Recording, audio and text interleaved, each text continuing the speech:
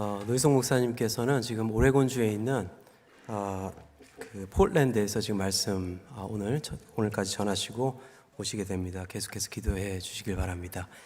우리 옆에 분들과 이렇게 한번 인사 나눴으면 좋겠습니다. 하나님의 꿈을 꾸는 사람이 됩시다.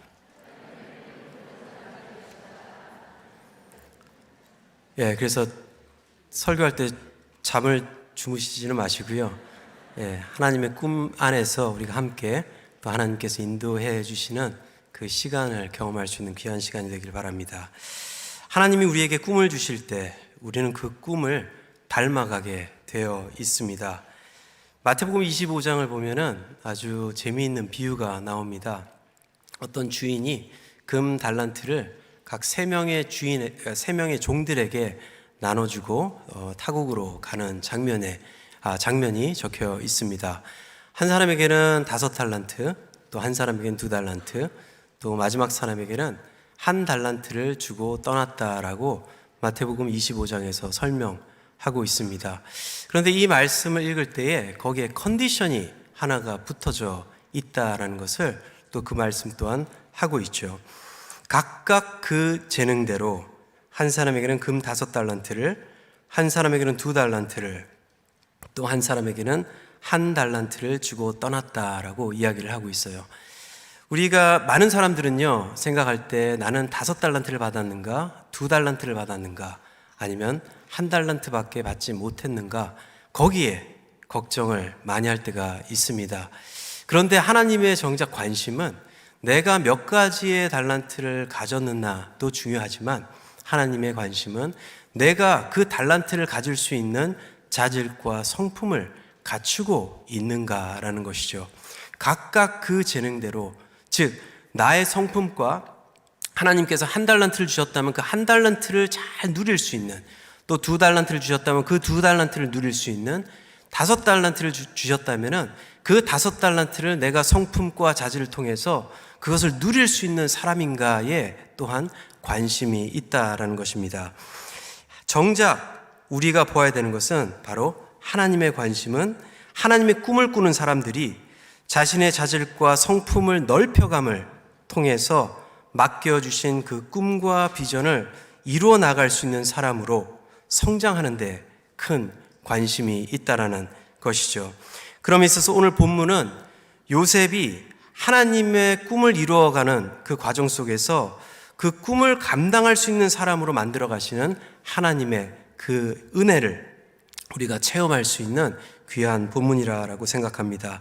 그렇다면 하나님께서는 우리 안에서 어떤 역사를 하시고 또 하나님의 꿈을 어떠한 방법으로 이루어 가시는가 본문을 통해서 몇 가지 나눠보도록 하겠습니다.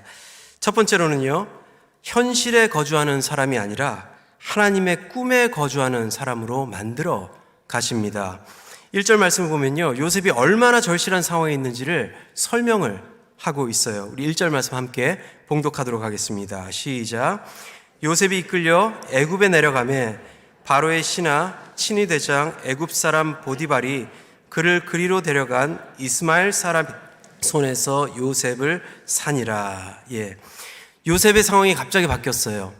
가나안에 있을 때는 채색 옷을 입고 있다가 지금은 종의 모습으로 팔려가게 되었다라고 이야기를 하고 있습니다.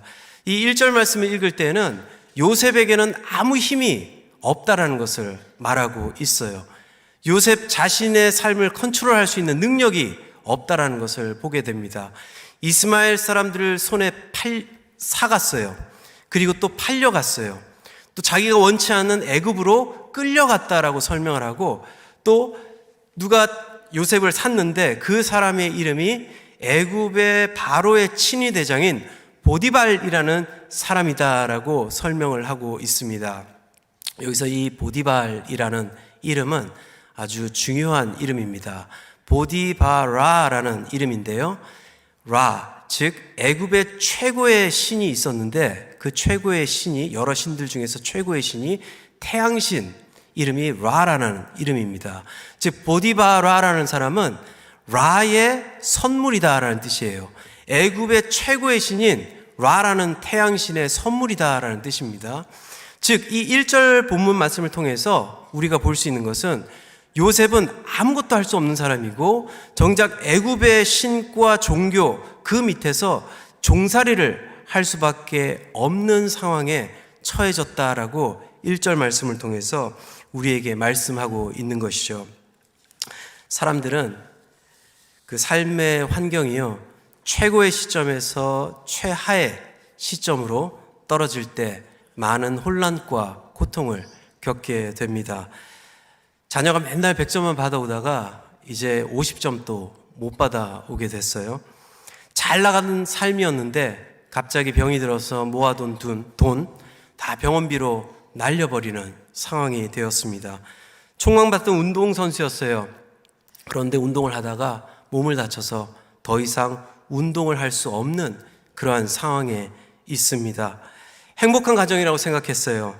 그런데 사업의 어려움으로 인해서 큰 집, 3층 집에 살다가 이제 반지하로 내려갈 수밖에 없는 상황에 처해져 있습니다.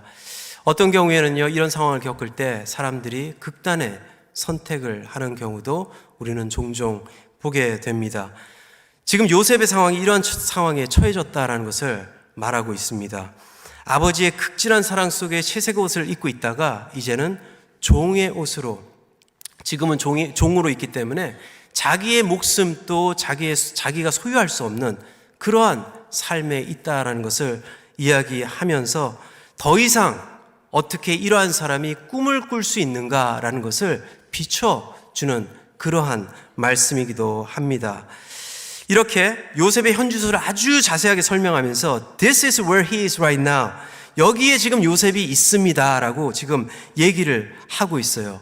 하지만 그와 동시에 이 창세기의 저자는 이러한 상황 속에서 하나님께서 역사를 하고 계시다라는 것을 말하기 위해서 1절의 상황을 자세하게 설명하고 있는 것입니다. 여러분들 현주소에 겁먹지 마시기 바랍니다. 현재 일어나고 있는 여러 가지 어려움과 역경 속에서 하나님의 꿈을 포기하지 마시기 바랍니다. 우리가 여행을 갈 때 고속도로 타고 여행을 가잖아요. 여행을 갈 때 이제 화장실을 가거나 또 허기를 채우기 위해서 휴게소에 설 때가 있어요. 휴게소에 서게 되면은 많은 사람들 우리 보게 됩니다. 그런데 그 사람들을 보고 저 사람들 여기에 사는 사람이야 라고 생각하는 사람 전혀 없죠. 그 사람들의 목적지가 있다라는 거예요. 휴게소에는 잠시 섰다가 거쳐가는 그 과정이다라는 이야기입니다. 저와 여러분들의 삶도 마찬가지예요. 하나님께서 우리에게 꿈을 주시고 그 꿈을 이루시기 위해서 현재 내가 당하고 있는 이 고통과 어려움은 잠시 지나가는, 하나님의 꿈에 소망을 두고 잠시 지나가는 현주소가 아닌, 하나님의 주소가 아닌 잠시 내가 지나가는 주소라는 것을 말씀을 하고 있습니다. 여기 계신 많은 분들처럼 저희 가정도 아메리칸 주임을 가지고 캐나다로 오게 되었어요. 캐나다로 이제 91년도에 온 것 같은데요. 그때 이제 이민을 오게 되었습니다. 그런데 이제 1년 만에 큰 일이 생겼습니다. 가정살에서 이제 디테일하게는 제가 다루지 않겠지만은 이제 어렸을 때부터 저희 아버지 폭력을 많이 쓰시던 분이셨어요. 이제 여기 오셔도 이제 계속 없어지지 않는, 변화되지 않는 그 폭력 때문에 1년 후에 이제 가족들이 좀 어려움을 겪게 되고, 그리고 브램프턴에 있는 쉘터로 이제 저희 어머니와 저 그리고 제 여동생이 들어가게 됐어요. 한국에 있을 때는 그래도 이제 없는 것 없이 살고 있다가 여기 와서 거의 1년도 채 안 돼서 이제 쉘터로 들어가서 8개월을 살게 되었습니다. 참 그때 그 당시 그 현 주소는 암담하더라고요. 이러한 암담한 상황을 전문용어로 쪽박찼다라고 얘기를 합니다. 그때는 진짜 쪽박찬 줄 알았어요. 학교를 제가 좀 늦게 졸업을 했어요, 고등학교를. 왜냐하면 오전에 이제 수업을 하고 오후에는 가게에 가서 이제 캐시어, 이제 헬퍼로 하다가 보니까 이제 21살 때 제가 고등학교를 졸업하게 됐습니다. 그때 그 당시는 제가 같이 갇혀 있는 그 현 주소에 갇혀 있는 상황이었어요. 근데 지금 그 상황을 되돌아 보니까는 그게 쪽박이 아니었더라고요. 그때는 하나님께서 잠시 그러한 상황을 통해서 하나님께서 인도해 주시는 그 과정 속에서 나에게 잠시 머무르게 했던 장소가 그 시간대였다라는 것을 깨닫게 되었습니다. 여러분들 2절 말씀을 보니까요, 이런 말씀이 있어요. 형통하다라는 말이 나오죠. 형통하다라는 단어가 이 39장에 3번 나오게 되는데, 이 형통하다라는 단어는 break out, 부시고 나오다라는 의미를 가지고 있습니다. 내가 나아갈 수 없는 환경, 또 나를 가두고 있는 이러한 것들을 깨트리고 나올 수 있는 것이 있는데, 그것이 바로 하나님의 꿈을 꾸는 사람에게는 그것을 깨트리고 나올 수 있는 능력을 허락해 주신다라는 거예요. 여러분들 믿으세요? 예, 믿으시면요, 우리 옆에 분들과 이렇게 인사 나누겠습니다. 하나님은 절대로 우리에게 쪽박차게 하지 않으십니다.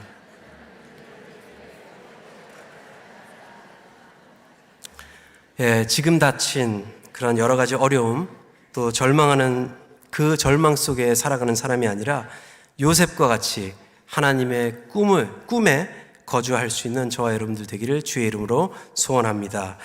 두 번째로는요, 현실을 변화시키기 이전에 내 믿음을 튜닝 시키시는 하나님이시다라는 거예요. 2절 말씀 우리 함께 봉독하도록 하겠습니다. 시작. 여호와께서 요셉과 함께 하심으로 그가 형통한 자가 되어 그의 주인 애굽 사람의 집에 있으니. 네, 여기서 여호와께서 요셉과 함께 하셨다라고 이야기를 하고 있는데, 여기 함께 하다라는 단어가 참 재미있는 단어입니다.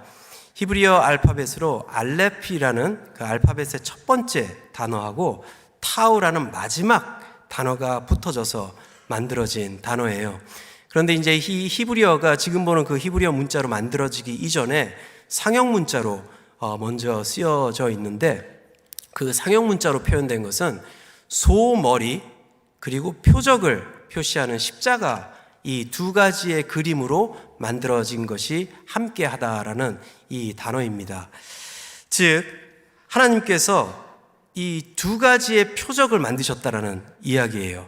즉 황소와 같은 능력으로, 이 단어는 황소가 어떠한 표적으로 나아간다라는 의미를 가지고 있는데, 이것을 통해서 하나님께서 만드신 그 두 표적을 이 본문에서 볼 수가 있는 거죠.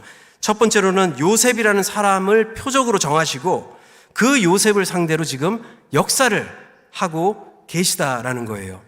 두 번째로는요, 하나님의 꿈을 요셉에게 주심을 통해서 그 꿈으로 나아갈 수 있는 그 꿈의 표적을 두고 요셉과 같이 황소와 같은 그 큰 능력으로 요셉과 함께 지금 걸어가고 계시다라는 것을 말씀하고 있는 거죠. 아까 말씀드린 대로 형통이라는 단어는 break out, 나아가다라는 뜻이잖아요. 그렇다면 이 두 단어를 통해서 제가 다시 말씀을 풀어보겠습니다. 2절 말씀이에요. 여호와께서 그의 꿈을 드러내시려고 요셉이라는 자를 표적으로 정하시고 그와 함께 구원의 소원을 이루어감을 통해서 요셉이 갇힌 곳에서 나오게 되었다라고 표현할 수 있는 거예요. 그렇죠? 그런데 흥미로운 것이 한 가지가 있어요. 2절 말씀을 보면요, 요셉이 아직 어디에 있죠? 네, 제 얼굴을 보지 마시고 요셉이 제 얼굴에 있는 게 아니라 성경 말씀 2절을 보시면 어디에 있죠? 애굽에 있어요. 아직까지 애굽에 있어요. 하나님께서 요셉을 표적으로 정하시고 또 하나님의 꿈을 향해서 하나님께서 동행하고 함께 가신다라고 이야기를 하고 있는데, 아직까지 요셉은 애굽 사람 집에 있다라고 2절에서 말씀을 하고 있습니다. 여기서 우리에게 중요한 것을 말씀하고 있어요. 우리는 그 상황에서 벗어나면 하나님의 꿈을 이루었다라고 생각하는 경우가 많다라는 거예요. 그런데 하나님께서는 내가 그 상황에서 벗어나는 게 하나님의 꿈이 아니라 그 어떠한 상황 속에서도 내가 하나님의 꿈을 이룰 수 있는 사람으로 튜닝 되어지고 있느냐에 더 관심이 있다라는 겁니다. 그럴 경우에는 내가 어떤 상황이라도 하나님의 꿈을 붙들고 믿음으로 그 꿈을 향해서 소망하며 나아갈 수 있게 되는 거죠. 이제 다음 주에 나올 이야기지만 여기서 요셉의 이야기가 끝나는 게 아니에요. 어디까지 가죠? 이제 죄인의 옷을 입게 돼요. 채색 옷을 입고 있다, 종의 옷을 입고 있다, 이제는 더 나아가서 죄인의 옷으로 바뀌어지는 그 상황 속에서도 하나님께서는 이 상황을 변화시켜서 요셉으로 하여금 하나님의 꿈을 이루게 하시는 것이 아니라 어떠한 상황 속에서도 이 꿈을 붙들고 이 꿈을 위해서 기도하고 이 요셉이라는 사람이 그 꿈에 닮아가는 사람으로 지금 튜닝하고 있다라는 것을 2절 말씀을 통해서 말씀하고 있는 것이죠. 2002년도에 큰빛교회에서 아프간 사역을 하기 위해서 팀이 만들어진 적이 있습니다. 그때 제가 다른 교회에서 사역을 하고 있었어요. 1999년도부터 큰빛교회 이제 멜트 선교팀이라는 팀과 같이 이렇게 선교 나갈 때 같이 이렇게 선교 참여하고요. 또 그때는 거의 한 6개월 동안 매주 토요일마다 훈련을 시키고 3번 이상 빠지면 안 보내는 그러한 그 임 목사님의 철두천미한 그러한 선교 훈련 속에 진행이 됐어요. 저는 그때 다른 교회에서 사역하고 있는데 다른 교회에서 사역을 안 하고 여기 토요일날 맨날 하루 종일 와가지고 사역을 하고요. 안 잘린 게 다행이었어요. 근데 그때 그 교회 목사님께서 너무 좋으셔가지고 가서 훈련 받으라라고 하시고, 그래서 이제 그때부터 큰빛교회와 선교 또 많이 관계를 갖게 되었습니다. 2002년도에 큰빛교회 아프간 사역팀이 정해졌고요. 그때 홍현민 선교사님, 홍기준 선교사님, 그리고 정태호, 정필수 선교사님, 그리고 청년부 자매 2명, 그리고 저 이렇게 해서 7명이 아프간 사역팀으로 이제 꾸려져서 2002년도에 준비를 하고 떠날 차비를 하고 있었어요. 근데 가는 와중 속에서 이제 우리가 계획을 하고 준비를 하는 와중 속에서 어려움이 있었습니다. 왜냐면은 9/11이 2001년도에 터졌잖아요. 그리고 나서 이제 유엔에서 어떠한 항공기가 이제 카불로 들어가지 못하게, 아프가니스탄으로 이제 공중으로 들어가지 못하게 다 막아놨어요. 그래서 우리는 육지로 해서 들어갈 수밖에 없었습니다. 육지로 들어가려면은 이제 아프간의 국경에 있는 우즈베키스탄이라는 나라가 있는데 거기를 거쳐서 이제 들어가야 되는데 그 땅에 들어가서 가려면은 우즈베키스탄 비자를 받아서 들어가야 되는 거예요. 그래서 이제 문제는 여기 있었어요. 우즈베키스탄 비자가 안 나오고 있는 상황이었어요. 그래서 이제 홍성 기사님께서 그때 팀장으로 계셨는데 이제 떠날 날은 점점 가까이 오고 우즈베키스탄 비자는 안 나오고 있는 상황에서 우리가 가야 될지 말아야 될지 우리 기도를 하면서 한번 일주일 동안 기도하고 그리고 결정을 합시다라는 말씀을 나눴습니다. 그래서 가냐 마냐 고스톱 하면서 이제 일주일 동안 계속 이렇게 기도를 했어요. 고스톱을 친 게 아니라 기도로 이제 고스톱을 생각하면서 이제 기도를 했는데 동일하게 그 7사람들에게 동일한 마음을 허락해 주시고 갑시다라는 그 마음을 주셨어요. 저는 생전에 한 번도 비자 없이 선교 여행을 떠나본 적이 없거든요.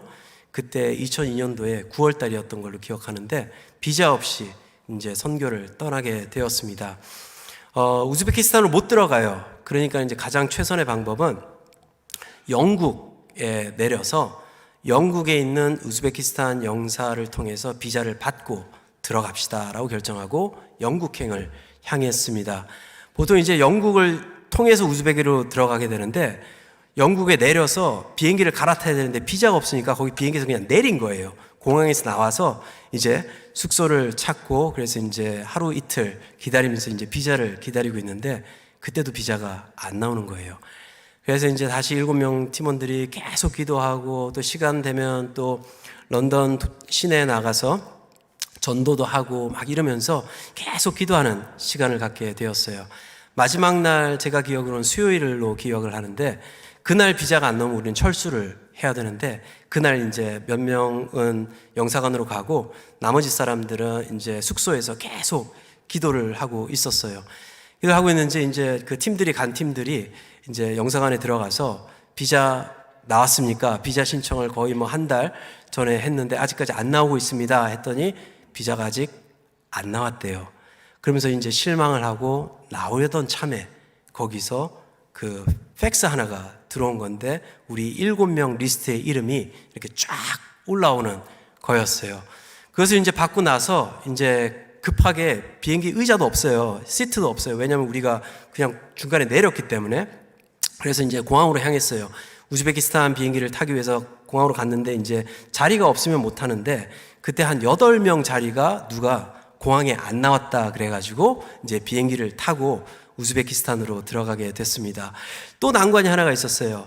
우즈베키스탄에서 이제 아프가니스탄으로 들어가려면은 국경을 지나야 되는데 국경을 지날 때에 유엔의 허가가 없이는 들어갈 수 없다라는 말을 들었어요. 또 어떻게 합니까? 그 타슈켄트에서 그 우즈베키스탄과 아프가니스탄 그 국경 거기에 이제 도착하면 거의 한 그 차를 타고 한 10시간 정도 내려간 걸로 기억이 나는데 그 10시간 동안 차에서 기도하기 시작했어요. 기도하고 나서 이제 국경에 딱 도착했는데 아주 순조롭게 비자가 나와서 아프간에 들어가게 되었습니다. 3번 동안 이러한 어려움을 시간을 통해서 우리로 하여금 기독해 하셨어요. 기독해 하시면서 내가 거기 가서 무엇을 하고 오는 것이 중요한 것이 아니라 하나님께서 이 과정을 통해서 내 믿음을 튜닝하고 계셨구나라는 것을 깨닫게 되었습니다. 그 선교의 제목을 제가 이렇게 붙였어요. 3go 미션이라고 해가지고 3번 동안 그 어려움을 통해서 갈까 말까 하는 그 고냐 스톱인을 하다가 이제 결국은 3번째 얼마나 3go 할 때도 막 이게 될까 안 될까 피박을 쓰냐 마냐 이런 걱정으로 하시는 분들 들었어요. 제가 직접 한 건 아니고요.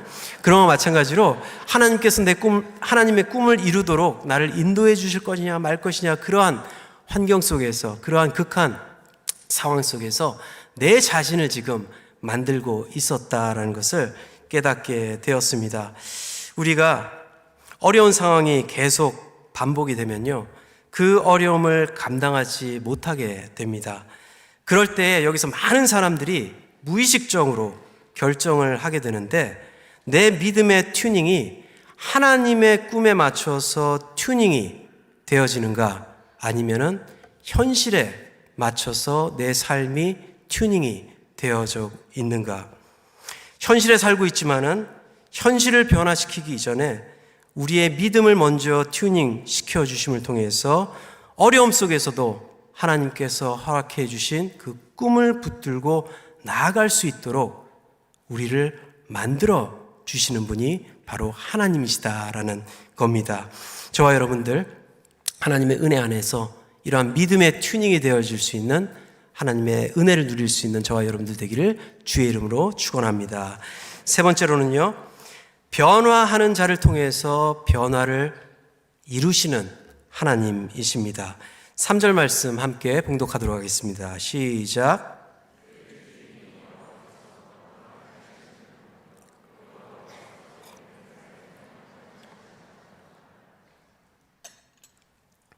그의 주인이 여호와께서 그와 함께 하심을 보며 또 여호와께서 그의 범사에 형통하심을 보았더라 하면서 3절 후반부는 이제 보디발의 집이 지금 하나님의 복을 누리게 되었다라는 것을 설명을 하고 있어요. 이 보디발이 본 요셉 처음에는 종으로 데리고 왔어요. 그렇죠? 종의 옷을 입고 이제 보디발 애굽 사람 집에, 그것도 보통 애굽 사람 집이 아니라 바로의 친위대장이었던 이 라의 선물이다라는 이름을 가진 사람의 집에 살기 시작했고, 이제는 하나님께서 형통케 하시는 그 요셉의 삶이 그의 삶에만 미친 것이 아니라 이 라의 선물이다라는 이 사람에게도 하나님의 은혜가 지금 미치고 있다는 것을 말씀을 하고 있어요. 즉 요셉을 만드시고 변화시킴을 통해서 그 영향력이 지금 넘쳐 흘러나가고 있다라는 것을 설명하고 있는 것입니다. 1921년에 미국 텍사스주의 샌안토니오라는 도시가 있습니다. 이 1921년에 그 미국 텍사스주에 있는 샌안토니오에 허리케인이 하나가 상륙하게 돼요. 이 허리케인 때문에 이제 그 강에 그 비가 너무 많이 내리고 해서 이제 물이 범람하게 되는 일이 생기게 됩니다. 그걸로 인해서 홍수로 인해서 51명이 죽게 되고요. 23명이 이제 실종되는 일이 벌어지게 돼요. 이 큰 사건 이후에 이제 이 샌안토니오의 리더들이 모여서 우리가 we gotta do something about this. 이거 뭔가 해야 된다 해서 이 샌안토니오 가운데를 지르고 있는 그 강을 개발하기 시작합니다. 이 개발 과정을 통해서 예전에는 도시의 쓰레기, 동물의 시체들, 그리고 오물로 이렇게 뒤범벅이었던 이 강이 물이 조절하는 댐이 생기고 또 다양한 문화 공간이 생기게 돼요. 지금은 샌안토니오 하면은 꼭 가봐야 될 그러한 관광지 중에 여러 가지가 있는데 그 중에 한 게 리버 워크라는 곳이 있는데요. 사진 한번 보여주시겠어요? 예, 이것이 이제 그 전의 모습이에요. 홍수가 있었을 때. 그리고 다음 사진 보여주세요. 예, 이것이 지금의 모습입니다. 홍수 전에는 이 강의 모습이 오물과 쓰레기, 냄새나는 것들로 가득 차 있었는데 지금은 어떻게 되어 있죠? 많은 관광객을 부르는 그러한 명소로 자리 잡았다라는 거예요. 즉 변화가 있으면요, 변화에 따른 영향이 생기기 시작한다라는 이야기입니다. 나무가 없는 곳에 나무를 심기 시작하잖아요. 그럼 그 나무가 자라면은 거기에 새가 몰려들기 시작합니다. 또 구정물로 가득 찼던 이 강이 그 강의 물을 정화시키고 깨끗하게 하면 그 강에 물고기가 생기기 시작합니다.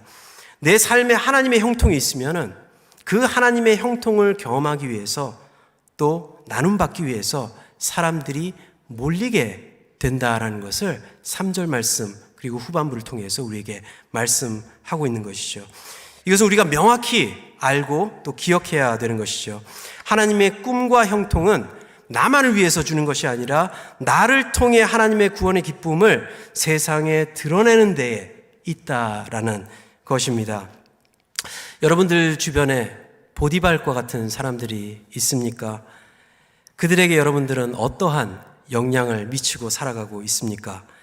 그들에게 여러분들은 하나님의 꿈을 품고 살아가는 사람으로 보여지고 있습니까? 아니면은 하나님의 꿈은커녕 현실 속에서 벗어나지 못하고 있는 그러한 사람으로 보여지고 있습니까? 아주 중요한 말씀 중에서 열왕기하 5장에 이런 말씀이 있어요. 제가 좋아하는 이야기 중에 하나인데 열왕기하 5장을 보게 되면은 아람 왕 군대 장군 나만의 이야기가 잠시 등장하는 것을 보게 돼요. 근데 그 본문을 보게 되면요, 그가 나병 환자였다라고 설명을 하고 있습니다. 근데 이 나병 환자였던 이 나아만 아람 군대 장관이 이제 엘리사를 만나서 치유를 받고 하나님을 찬양한다라는 것이 열왕기하 5장에 들어있는 내용이에요. 그런데 이 나아만이 엘리사를 만나게 하는 중추적인 역할을 한 사람을 기록을 하고 있습니다. 이 이스라엘에서 포로로 잡혀온 어린 소녀 한 명이라는 이 여인을 소개를 하고요. 이 어린 소녀를 통해서 나아만이 엘리사를 만나게 되었다라고 열왕기하 5장에서는 설명을 하고 있어요. 이 성경에서는 이름도 말하고 있지 않지만 이 어린 소녀를 통해서 나아만이 엘리사를 만나게 되고 결국 이 나아만은 치유함을 받음을 통해서 하나님의 이름을 찬양하게 되는 그러한 은혜의 메시지가 여기에 들어가 있습니다. 즉 하나님의 형통 속에 있는 사람은 좋은 소식을 전할 수밖에 없다라는 것을 말씀을 하고 있습니다. 이것은 나의 환경과 어려움에 좌지우지되는 것이 아니라 그것을 믿음으로 이긴 사람들만이 누릴 수 있는 하나님의 큰 복이다라는 것을 우리에게 말씀하고 있는 것이죠. 즉 하나님의 꿈을 가진 사람, 우리를 변화시켜 주시면서 우리를 튜닝시켜 주시면서 결국 그것을 통해서 그 형통을 우리 주위에 있는 사람들과 나눔을 통해 하나님께서 이 세상의 주인이시고 만물의 주인이시며 우리의 삶의 주인이시다라는 것을 우리에게 알려주시기 때문입니다. 말씀을 정리합니다. 여러분들 형통케 하시는 하나님 믿으십니까? 그렇다면 하나님의 꿈을 꾸시기 바랍니다. 그리고 그 꿈을 위해서 우리를 변화시키시는 하나님의 기대를 걸기를 바랍니다. 우리가 하나님의 꿈을 꿀 때 우리의 삶은 그 꿈을 닮아가게 되어 있기 때문입니다. 하나님은 하나님의 꿈을 꾸는 자를 통해서 멋진 역사를 해 나아가십니다. 이 시간 함께 기도하기를 원합니다. 제가 이 말씀 붙들고 기도할 때에 그렇습니다. 하나님은 우리를 통해 역사를 해 나아가십니다. 그렇기 때문에 중요한 것은 우리는 그 꿈에 어울리는 사람으로 변화해야 되는 것이죠. 이 시간 함께 기도할 때에 주님, 지금 있는 상황 속에 좌절하거나 포기하지 않도록 주님 역사하시고 도와주시옵소서. 하나님의 꿈을 꾸고 싶습니다. 그 꿈에 거주할 수 있는 믿음의 사람들 되기를 원합니다. 또 우리로 하여금 그 꿈을 닮아가는 사람을 만들기 위해서 내 믿음을 튜닝시켜 주시는 그 하나님께 저와 여러분들의 삶을 맡길 수 있는 우리들 될 수 있도록 역사하여 주시옵소서. 우리 함께 기도하도록 하겠습니다. 사랑의 아버지 감사드립니다. 하나님 저희들에게 또 이러한 귀한 하루를 허락해 주시며 이 시간을 통해서 요셉의 삶을 통해 우리 자신을 되돌아볼 수 있도록 하여 주심에 감사드립니다. 하나님 저희들 너무나도 부족합니다. 하지만 하나님께서 꿈을 주셨기에 우리는 이 자리에 와 있을 수 있고 하나님께서 꿈을 주셨기에 우리는 내일을 소망하며 하나님 안에 소망을 두고 살아갈 수 있음을 다시 한번 고백합니다. 주님, 이 시간 고백할 때에 현실 속에 살고 있지만 하나님의 꿈에 우리의 주소를 두고 살아갈 수 있는 믿음의 사람들 될 수 있도록 인도하여 주시옵소서. 내 현실 속에 이리로 치우치고 저리로 치우치는 그러한 삶이 아니라 하나님께서 우리에게 주신 그 꿈을 붙들고 믿음으로 함께 나아갈 수 있는 믿음의 사람들 될 수 있도록 역사하시고 인도하여 주시옵소서.